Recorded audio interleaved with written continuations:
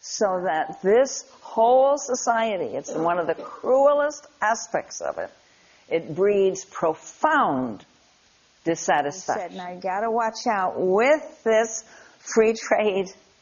You know, it's the new colonialism.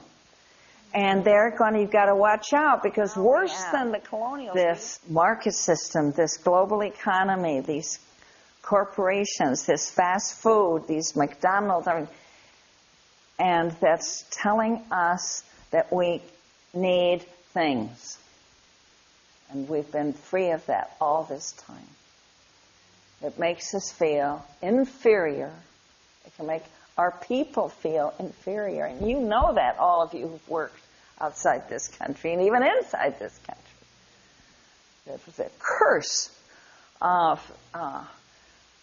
taking from people their birthright to be happy in their skin, doing what they're doing in this whole corporate system.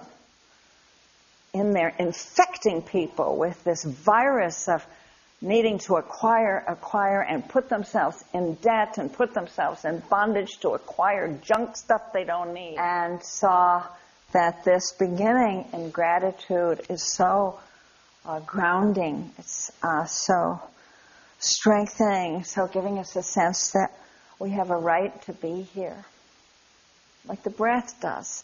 And you know, you can turn to gratitude at any moment. All it takes is for you to think about it. And you can click on, switch to that channel.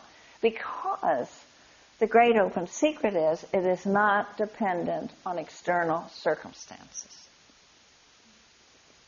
Things don't have to be hunky-dory for you to feel grateful. You can feel, it's this dance of the soul. And it comes, just like with the breath.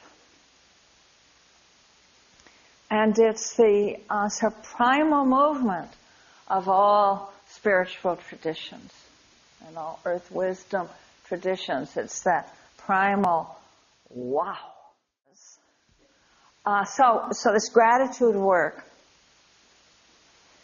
is liberating. And it is subversive. And if that's all you do when you take any forms of this work out, then that's fine. To help people realize again that they are sufficient. And that means that they can be free.